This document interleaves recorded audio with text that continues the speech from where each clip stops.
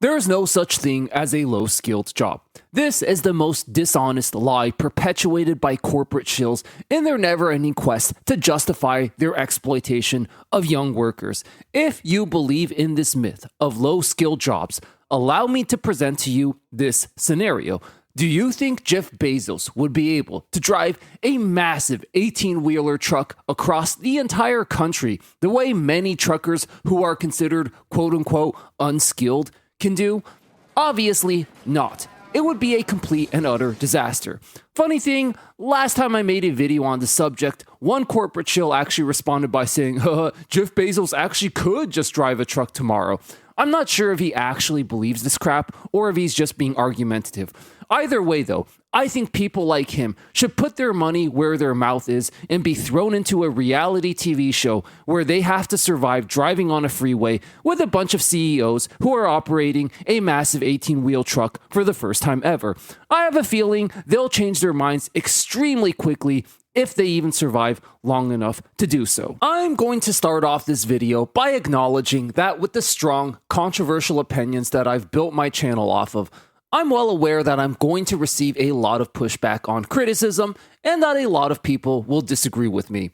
And I'm fully okay with this because this is what I signed up for. Sometimes the criticism is even fair because, like everybody else, I'm not perfect and I can be wrong at times. For the many people who disagree with my strong and controversial opinions, I've always been happy to engage in a good faith productive dialogue. I just have one simple request. All I want is an honest conversation. And this is where I'm going to call out these delusional corporate shills. I don't have a problem with them disagreeing with me. Again, that's the nature of what I signed up for. I have a problem with the sheer dishonest and deceptive nature of their arguments. And my favorite one, which we're about to fully deconstruct and expose, is this: low-skilled work. The myth of low-skilled work is probably the biggest corporate lie ever told in their never-ending quest to exploit workers and brainwash the public into believing they deserve their low wages. It's just a skill issue, a lot of them will say. I'm not going to be deconstructing this argument from a moral standpoint, because I know corporate shills don't have morals and don't care for morals. I'm going to be deconstructing this using pure facts and logic. Every job requires skill. Jeff Bezos would not be able to operate a garbage truck. Elon Musk would not be able to operate a forklift.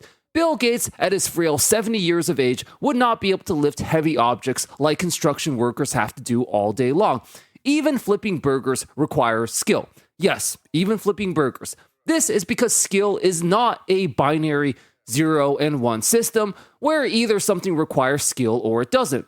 It's more complicated than that, and there's a such thing as a skill floor and a skill ceiling. Yes, the skill floor for flipping burgers might be pretty low. It's a skill that can be learned to a competent level fairly easily, but just like with anything, the skill ceiling for flipping burgers is unlimited. Somebody who has been flipping burgers for 10 years will undoubtedly be way better than someone who just started the first day on the job, and yet they'll likely be getting paid the exact same dogshit wage.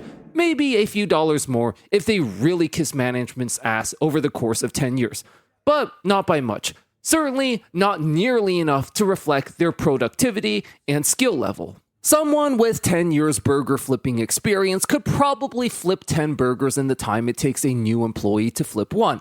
If it were a skill issue, he'd be getting paid $72 per hour. But he's not, meaning it's an exploitation issue and not a skill issue. This right here is Zach Choi, probably the most skilled burger flipper you'll ever see on the internet. There's not a snowball's chance in hell that Elon Musk, Jeff Bezos, or Bill Gates would be able to make a burger like this. The same skill floor, skill ceiling dichotomy ironically also applies to a CEO's job. I was once debating one of my friends who's a staunch capitalist recently when he pointed out that for all my anti-CEO sentiment, I'm technically a CEO myself. I'm technically the CEO of this YouTube channel. I then looked up the skills required to be a CEO: risk-taking, visionary thinking, strategic planning, and motivating team members. And I realized, ironically, these indeed are the skills I had to learn or develop to start this YouTube channel. So he had a point. So, why is it then that I don't make and shouldn't make nearly as much money as Elon Musk? Well, for the simple fact that even though we both have CEO skills, he clearly has reached a much higher skill ceiling on these skills than I have. So, if Elon Musk deserves to make way more money than me because he possesses a higher skill ceiling, why is it that someone who's flipped burgers for 10 years gets paid essentially the same as someone who's just started? Simple. It is not a skill issue, it is an exploitation issue. Part 2, the endgame. So now that we see it's not a skill issue the way they claim it to be, the question still remains, what is their endgame here? And why are they so desperately trying to dishonestly frame it as a skill issue in a bad faith argument? And why have so many people been brainwashed to believe this, even though it directly works against their own self-interest in many cases? As I said in the beginning, I'm aware I have some strong and controversial opinions. Naturally, that means some people are going to disagree, and I'm not only okay with that, I actually welcome it. Disagreements, as long as they are made in good faith, that's how you ultimately end up having an honest and productive conversation. If you want to make an argument that the wealth gap is justified because of natural free market forces, I mostly disagree, but I understand where the argument is coming from, and I'm willing to listen to it. If you want to argue that it is justified because of natural talent, I'm willing to have that conversation. If you even want to argue that it's because they worked harder, well, let's just say I'd strongly disagree with that one in particular. But I'd be willing to have that conversation because while it might be a stupid argument at this point, it's at least not a dishonest one. So why are they so hellbent on dishonestly framing it as a skill issue when it's clearly not the case? Well, this is a great article I recently read that really sheds light on this issue. The Great Gaslight: How America Uses Personal Responsibility to Ignore Systemic Failures. America loves a good bootstrap story. The idea that anyone, no matter where they start, can make it if they just work hard enough is deeply embedded in the national psyche.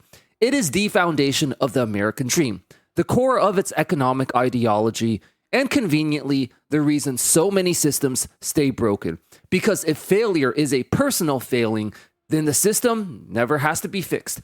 From its founding, America has been obsessed with the idea of self-reliance. The Protestant work ethic turned labor into a moral virtue. Capitalism turned wealth into a measure of character. The rags to riches myth turned billionaires into proof that anyone can succeed if they just work hard enough. And yet, here's the contradiction.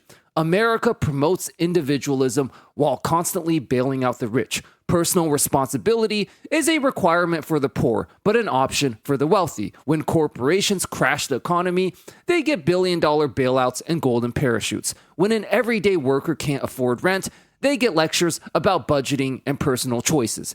Now, this article gets even better as they highlight probably the biggest problem that's affecting us young people on a personal level right now. Many of you have definitely experienced this. When personal responsibility is overemphasized, it gaslights struggling people into blaming themselves for systemic failures. It lets politicians and corporations off the hook for structural inequality. It creates a cycle of burnout and shame in workers who believe they just need to try harder. But perhaps the most insidious effect is how it turns people against each other. The same people told to work harder when they're struggling often apply that same mindset to others. If they had to grind through exhaustion, sacrifice their health, or take on multiple jobs just to survive, then why should anyone else get help? Struggle becomes a rite of passage, and anyone who challenges it is seen as lazy or entitled. Wow, does that last part not sound so familiar if you're a young Gen Z speaking up about this BS system? This is not an accident. It's a part of how the system sustains itself by making people police each other's sufferings instead of questioning the system, or questioning, I should say, why so many are struggling in the first place. And this perfectly explains why they're so hell-bent on framing it as a skill issue. By framing it as a skill issue, they get to absolve themselves of any responsibility to fix the broken system. Hey, it's your own fault you're not getting paid enough. You just need to go out and acquire a skill. As I mentioned earlier, if they even wanted to frame it as a talent issue, that would be at least far more honest. No reasonable person would deny that natural talent exists and has an impact on how successful you can be. Someone who's born into a poor family or has severe disabilities is objectively going to have a harder life no matter the system. But here's the problem. That would require admitting that it's the system's fault and not the individual's. And herein lies the great irony. For all the ways the system wants to gaslight and manipulate you into taking personal responsibility, it sure as hell never wants to take any responsibility itself. And by framing it as a skill issue, they can perpetually gaslight and manipulate you into thinking that it's your fault so they can continue to exploit you while never taking any accountability themselves. They'll manipulate you into working harder for hours on end under the guise that you can eventually get rich while they take all the profits for themselves. They can manipulate you into thinking, hey, since it's a skill issue, you just have to go to college and acquire the skills. And that's only going to cost you about $50,000 and a lifetime of debt. It is dishonest, disingenuous, and downright evil and manipulative to its very core.